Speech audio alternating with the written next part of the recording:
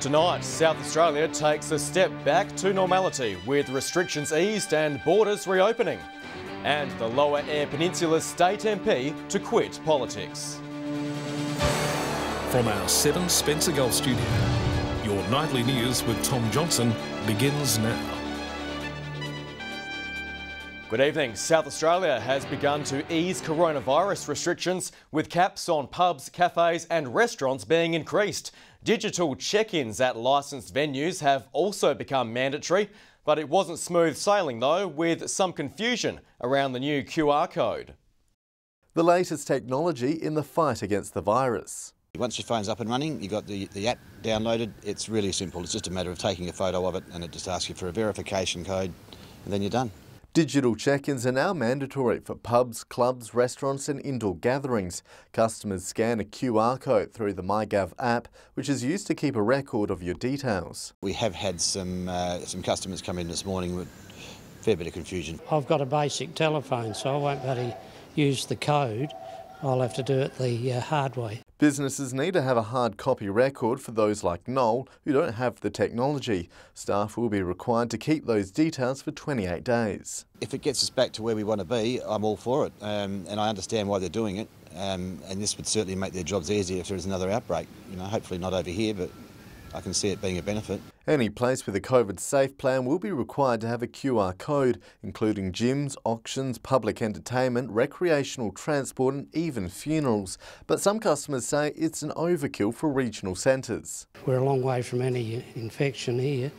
It's just a pity we have to comply with the rules that are on in Adelaide. From today, private functions have been bumped up to 150 people with stand-up drinking allowed. You can have up to 10 people at home, while the 1 per 4 square metre rule will remain for indoor gatherings, which businesses warn is killing trade. We'd really love to see it lifted back to probably 1 and 2 square metre rule, which it was up until about 10 days ago, and that would certainly make life easier for us moving forward into Christmas. Nathan Regter, 7 Spencer Gulf News. Meanwhile, Victorians have been rushing into South Australia today after travel restrictions were lifted at midnight last night. Premier Stephen Marshall says it's been a long time coming, with coronavirus causing an 8-month border closure with the state. 253 days apart from seeing family and friends all the way from Victoria. The border's finally opening today after being shut for most of the year. Opening up the borders, it's what we've been waiting for, isn't it?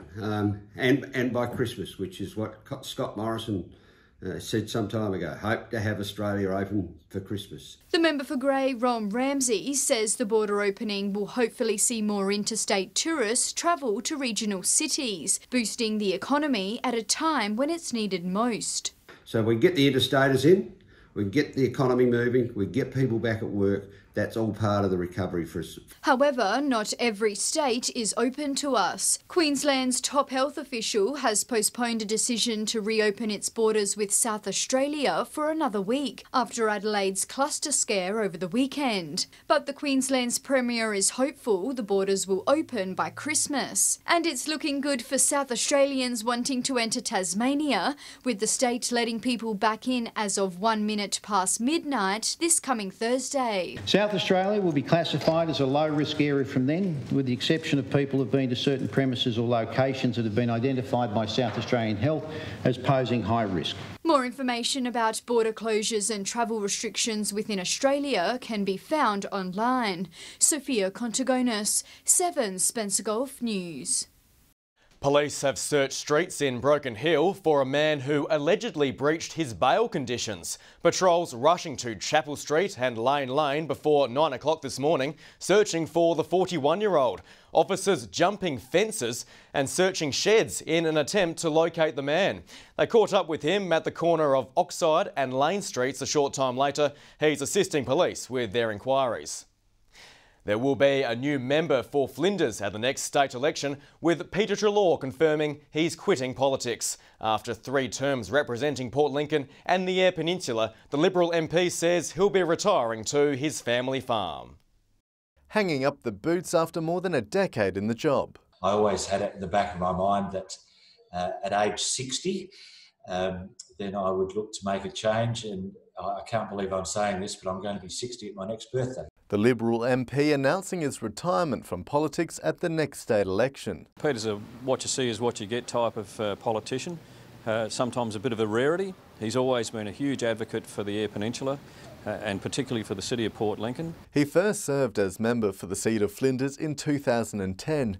Coming into politics on the back of one of the worst droughts on record, Peter helped instigate inquiries into Eyre Peninsula's water supply, which today is now seeing a desalination plant being built in the region. That, for me, that's been a highlight. Obviously, that'll ensure the long-term water security for Eyre Peninsula. That's going to have a significant impact for the city of Port Lincoln into the future. It's a big spend. I believe it's about $90 million, and I would suggest that the majority of the advocacy for that came from Peter Treloar. Peter says he plans to retire to his farm in Eder Lily and spend more time with his family and new grandchildren. I've enjoyed the job and look forward to life after politics. Nominations are now open for his replacement. Whoever it is, though, will have big boots to fill. Nathan Rector, 7 Spencer Golf News. Well, stay with us. Still to come tonight, Port Augusta Council staff taking the face mask message seriously, and local swimmers reminded to be safe in the water this summer.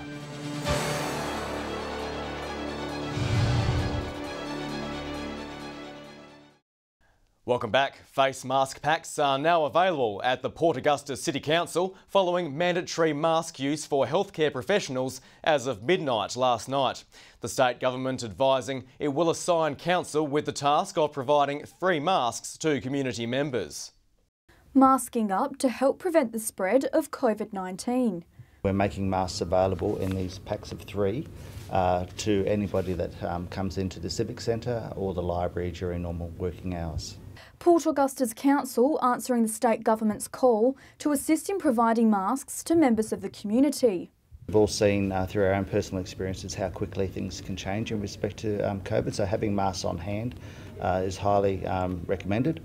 While restrictions eased at midnight, mask use in healthcare and beauty settings remains mandatory, with health professionals warning it's still a dangerous time. We've only reached this point because we've done so well with what SA Gov and SA Health have asked us to do, and you can see that we still need to be cautious because of the recent cases down in Adelaide. SA Health says they strongly recommend people wearing face masks in places where they can't socially distance, such as shopping centres, supermarkets or on public transport. The only way to tackle this virus is preventing especially community spread, and the best way to do that is with simple measures, and those simple measures is 1, social distancing, 2, washing our hands and wearing a mask. Mask packs are available from the Civic Centre and Library. Katrina Musson, 7 Spencer Golf News.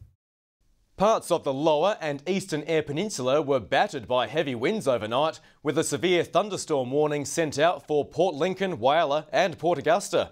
It comes off the back of an extreme heat wave which hit the region last weekend.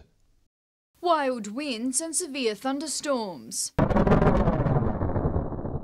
It came in quick, hitting parts of the region in the early hours of this morning. A lot of middle-level instability in a cloud band coming across, and some storms moving fast. We saw some down near Port Lincoln around 1 a.m. The gusty winds reaching speeds that could cause damage.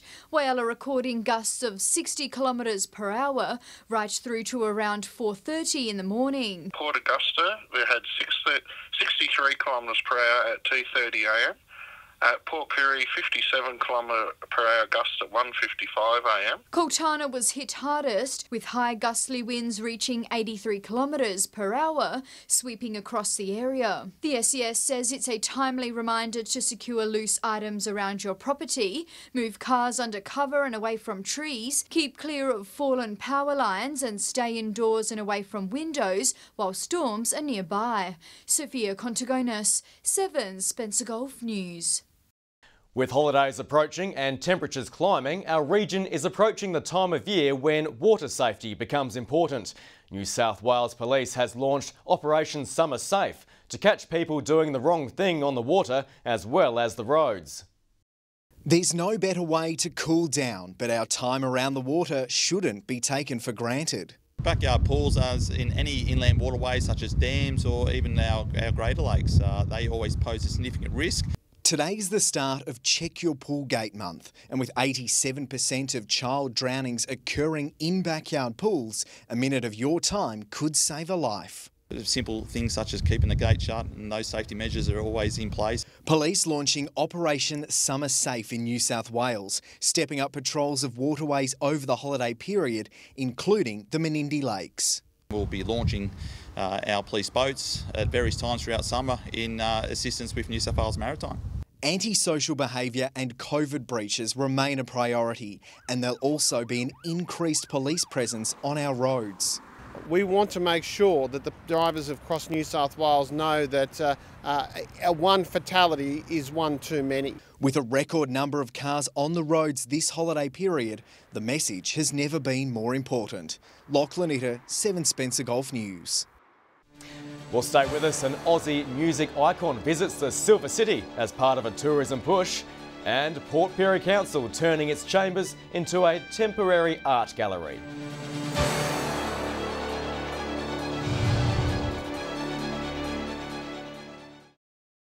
Hello again. The York Mid-North, Port Augusta and Port Lincoln have been named as heart attack hotspots, according to new Heart Foundation figures.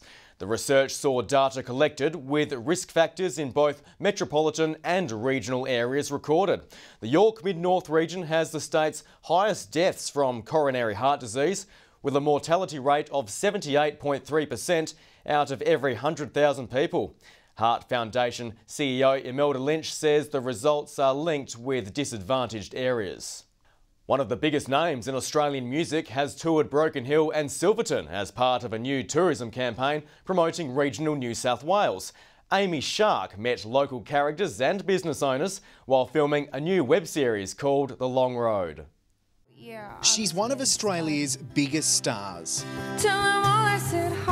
And now Amy Shark is encouraging Australians to say hi to Broken Hill. The Long Road. Watch now. 6 episodes of The Long Road have been filmed for Destination New South Wales, each featuring a musician visiting a different part of the state. Radio presenter Ash London is acting as a tour guide. The people in Broken Hill were so lovely and so open and welcoming. And pretty good beer as well, I can't lie. The pair visited a number of attractions, including the Silverton Hotel, Silverton Camels and John Dynan's Art Gallery. I showed him how to do a painting on the spot, and I was pretty wrapped in that. The Tourism Minister's office today couldn't confirm how much the campaign will cost taxpayers. While many tourism operators have experienced record visitor numbers, they welcome any extra publicity. I've had a lot of tourists saying that they've seen me on that ad and they wanted to get out here and have a look around. And it sounds like our special guest may return soon. Amy and I afterwards were like, that was just such a spin out. We can't wait to go back and do it again. New episodes will be released weekly, with the Broken Hill show going online in a fortnight. To watch, head to the Visit New South Wales YouTube page. Lachlan Itter, 7 Spencer Golf News. The state government has announced a second round of Great State Vouchers valued at more than $2 million. Available from January 5, the vouchers will provide $100 for use at participating CBD and North Adelaide venues and $50 for regional accommodation. The scheme also expanding to include interstate visitors, small operators and an extension of travel bookings. The round is being launched just in time for the summer holiday period. Port Pirie Council's chambers will become an outdoor gallery with projection art to be showcased on its walls. The councillor who pitched the idea says she hopes the $40,000 project will transform the city. A new investment that could transform this community area into a creative hub. We can project here on the barrier chambers. This is something I suppose we thought Port Pirie is really missing out. Councillors are ecstatic this projection is coming to fruition, saying the project could eventually showcase more than art. Artistic, flavour stuff, but also something that we could actually project, a film or photographs, or we just wanted something that could be quite multi-use. It could be around events such as our Smelters Picnic, such as Anzac Day. All of those things could be actually put up there. The idea was sparked following conversations around silo art and ways council could trial a less permanent fixture. There's been lots of talk about painting our silos. We've been looking into projection, and this is a great sort of mini project in perhaps leading up to something larger in the future. Staff are working around the clock to get it running by Christmas, with a local festive classic to feature first. Do a bit of a feature on our pageant, the history of our pageant here in Port Pirie, but if not, it's something that we can sort of move into the new year with, whatever it may be. Shari Hams, 7 Spencer Golf News. Stay with us after the break. Corn Skate Park ready for use. And we'll have the weather details with Alex.